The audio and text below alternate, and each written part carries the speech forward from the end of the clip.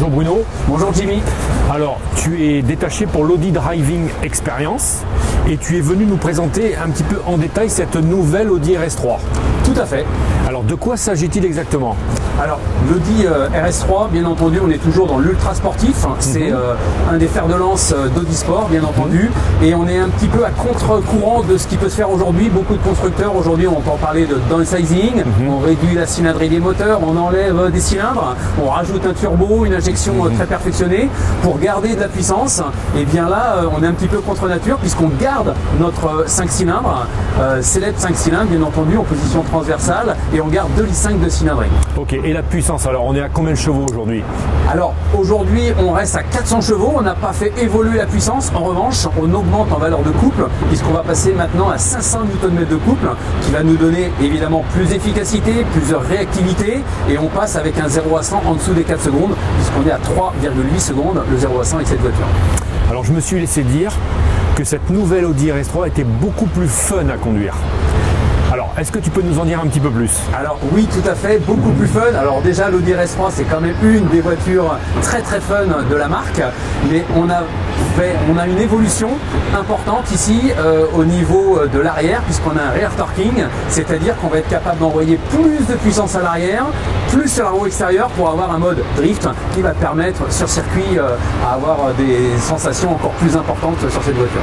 Ça, c'est un petit peu fait pour drainer des clients de chez BMW par exemple, qui sont possesseurs d'M2, mais également aussi de possesseurs de Mercedes AMG, qui sont des voitures quand même plus typées propulsion, forcément. Tout à fait, bien entendu. On a évidemment tout l'ADN d'Audi avec son Quattro, qui évidemment n'a plus à mettre en avant son efficacité, mais on va un peu plus vers le fun, un peu plus vers l'efficacité et un peu plus vers le plaisir de conduite, ou plutôt là de pilotage en l'occurrence.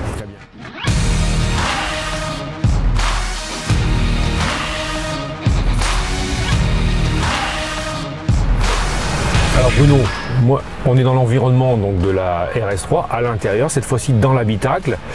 Est-ce que tu peux nous en dire un petit peu plus justement sur ces fameux réglages dont on vient de parler?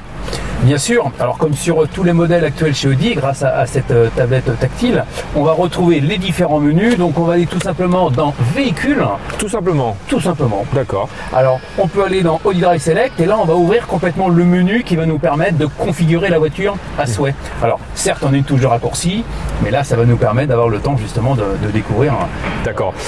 Donc là on a un mode individuel, un mode RS Performance, ça consiste à quoi ça en gros? Alors le mode individuel qu'on va avoir, comme on a déjà depuis pas mal de temps, depuis qu'on a l'Audi Drive Select, ça va nous permettre de configurer la voiture à souhait. Peut-être par exemple une sonorité moteur plus importante, une direction beaucoup plus assistée au choix du conducteur. Donc en fait, si j'ai bien compris, je peux très bien avoir le côté sonore de la voiture tout en ayant une suspension, on va dire, tranquille, pas trop dure, contrairement au de performance qui lui va agrémenter tout ça, une direction plus directe, une suspension plus dure pour aller forcément plus vite, et puis derrière le bruit, le caractère moteur. Exactement, à partir du moment où on a une suspension ou un amortissement piloté, on va pouvoir aussi le régler comme la direction, comme le bruit du moteur, comme la réactivité de la boîte de vitesse et du moteur. Ça a l'air top. Et ça, ce mode RS Torque Rear, c'est le mode en question qui suscite beaucoup d'intérêt sur cette nouvelle génération des RS3. De quoi s'agit-il? Est-ce que tu peux nous expliquer?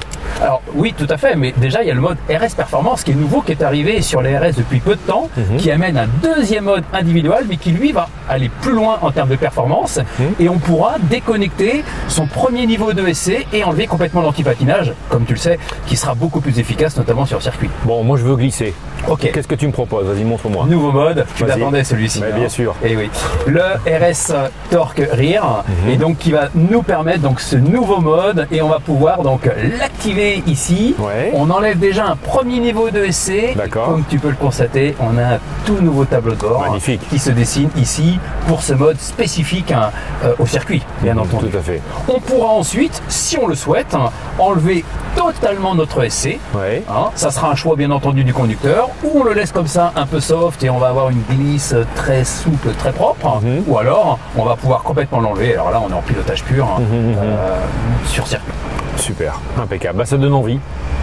Tout à fait. Merci Bruno. Eh ben, je t'en prie. Pour tous ces conseils et puis cette approche un petit peu différente du nouveau modèle de l'Audi RS3. Ok, merci à toi. Plaisir.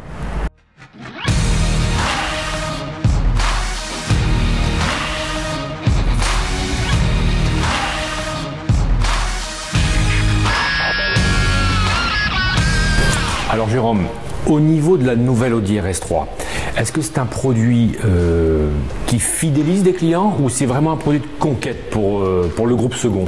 Eh bien, écoute, c'est les deux.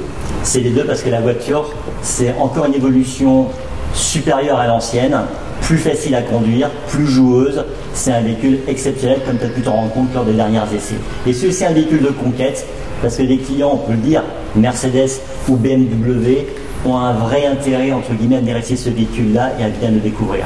C'est certain, on voit bien que les BMW c'est des autos qui sont un peu plus joueuses, c'est des voitures qui ont du caractère, qui sont surtout typées propulsion, ce qu'on n'avait pas sur ces véhicules-là auparavant. Et celle-ci, on dirait qu'elle va augurer peut-être une gamme dans le futur qui va permettre à des Audi d'avoir un autre tempérament. C'est vrai, l'électronique est partout, il y en a un système mode drift sur la RS3 qui permet de faire ce type de conduite, beaucoup plus typé, on va dire à la BMW. Tout à fait, ça s'appelle le rear torque, je crois. Tout à fait, c'est ça, c'est un différentiel spécifique. En ce qui concerne la gamme Audi RS, tu es plutôt bien fourni ici à Monaco, si je ne me trompe pas. Alors, il est vrai que nous, en Audi Sport, on est le premier concessionnaire France-Monaco, si je puis dire. D'accord. Donc c'est nous qui assurons le plus gros volume pour la France d'Audi RS. Donc c'est une vraie satisfaction pour nous et j'espère pour nos clients aussi. Et globalement, ça représente quoi alors en volume sur une année pleine? Je ne parle pas des renouvellements produits qui peuvent aussi juguler des fluctuations, mais globalement c'est quoi à peu près? C'est entre 25 et 30% de notre activité, le sujet RS, donc c'est considérable.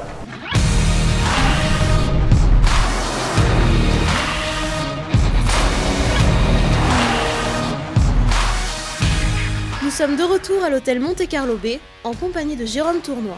Point d'orgue des essais Audi RS3, l'occasion ici de proposer un essai à un client RS du groupe second automobile Richard Wright.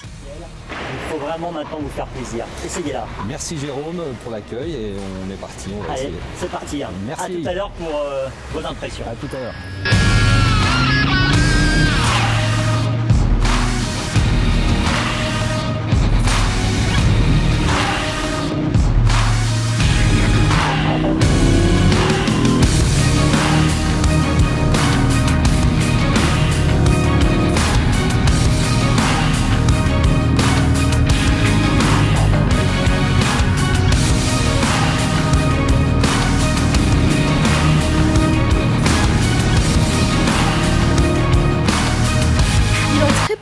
De ces essais proches de la principauté. Facilité, polyvalence, plaisir et performance de premier plan sont les sentiments unanimes des invités. En clair, je peux signer où? Elle me fait envie. Hein. Alors on y va.